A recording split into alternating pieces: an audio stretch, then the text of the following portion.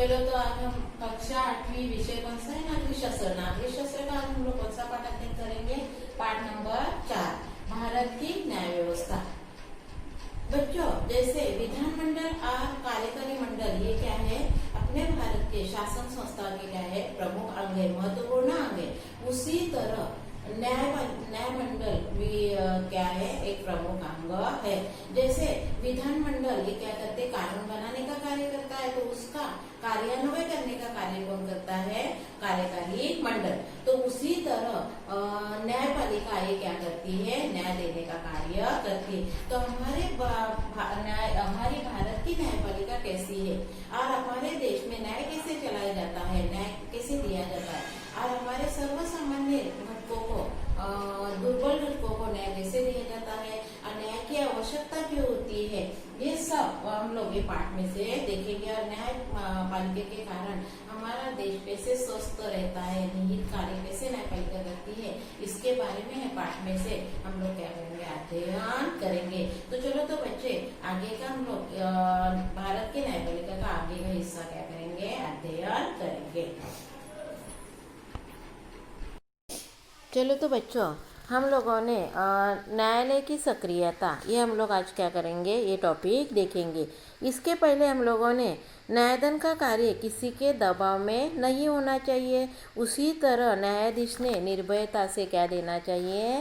न्यायदान का कार्य करना चाहिए। इसीलिए स्वतंत्र क्या किया है? न्यायपालिका को स्वतंत्र रखने का प्रयत्न किया जाता है। और उसी के अनुसार संविधान के जो लिखित प्रावधान है, उसका हम लोगों ने प्रावधान जो संविधान में लिखे हैं उसके बारे में हम लोगों ने अध्ययन इसके पहले के पीरियड में किया था।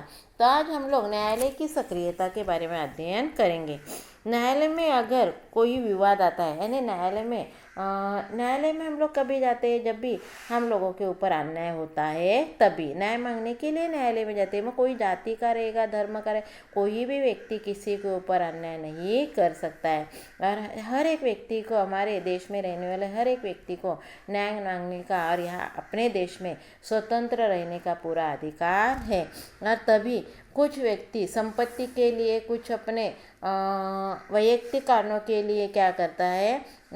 एक दूसरे के क्या हो जाते हैं? झगड़े हो जाते हैं। और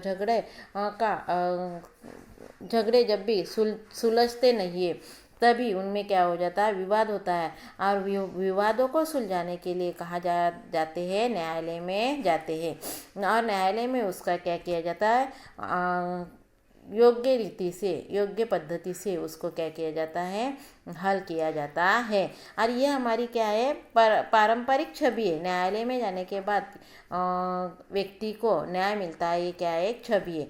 परंतु कुछ दशकों से न्यायालय की छवि में क्या हुआ है? परिवर्तन हुआ है, बदलाव आया है।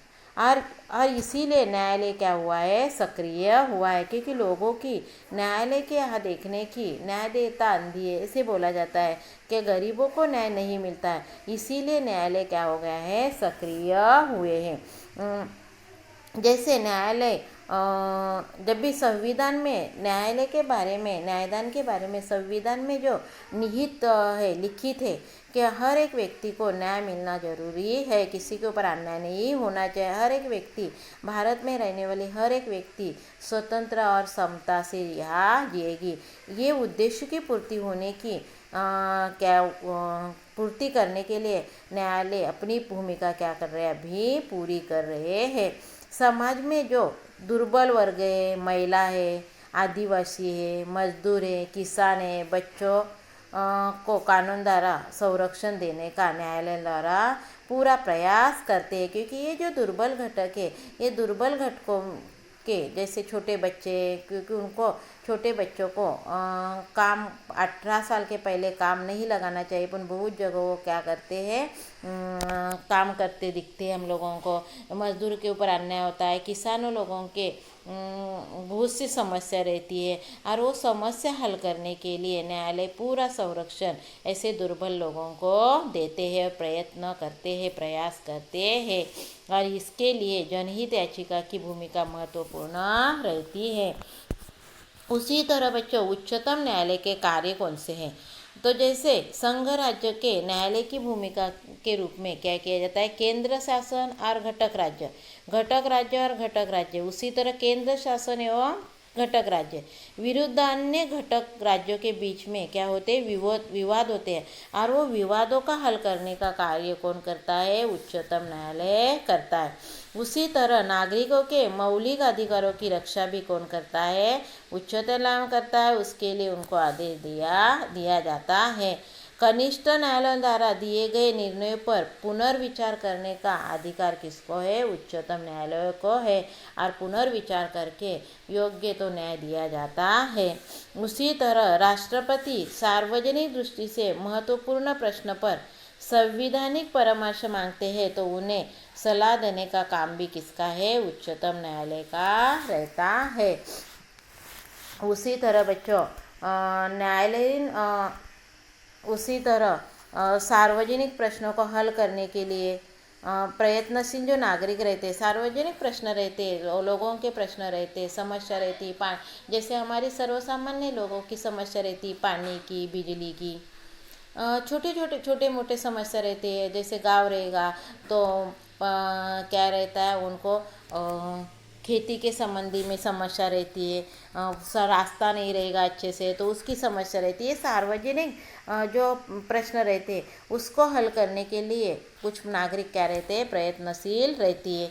उसी तरह सामाजिक संगठना भी रहती है, क्या सामाजिक लोगों के ऊपर जो अन्याय हो रहा है वो अन्याय के दूर करने के लिए वो हर बार क्या रहते, तत्पर रहते हैं।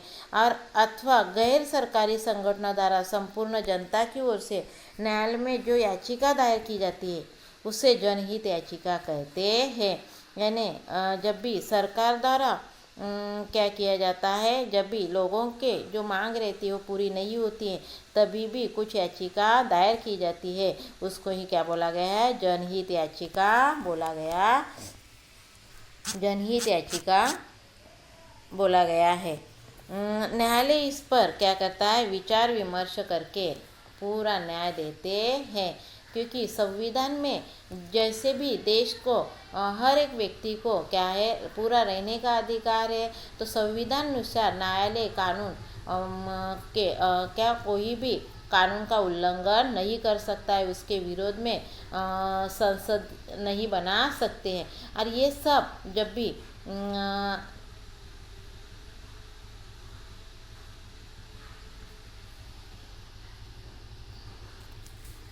और ये सब कार्य न्यायालय द्वारा किए जाते हैं, क्योंकि न्यायदान का कार्य एक ऐसे प्रकार में पवित्र कार्य है। और उसी तरह हमारे देश में भारत की न्यायपालिका कार्य करती रहती है।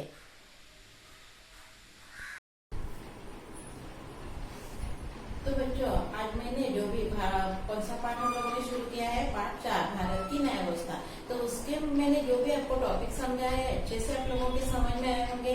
और आप क्या करेंगे, जो भी मैंने टॉपिक समझाया उसका क्या करेंगे, फिर से अध्ययन करेंगे और उसके ऊपर जो मैंने प्रश्न दिए हैं उस प्रश्न का उत्तर सुंदर हैंडराइटिंग में आपके नोटबुक में लिख के रखेंगे। धन्यवाद बच्चों।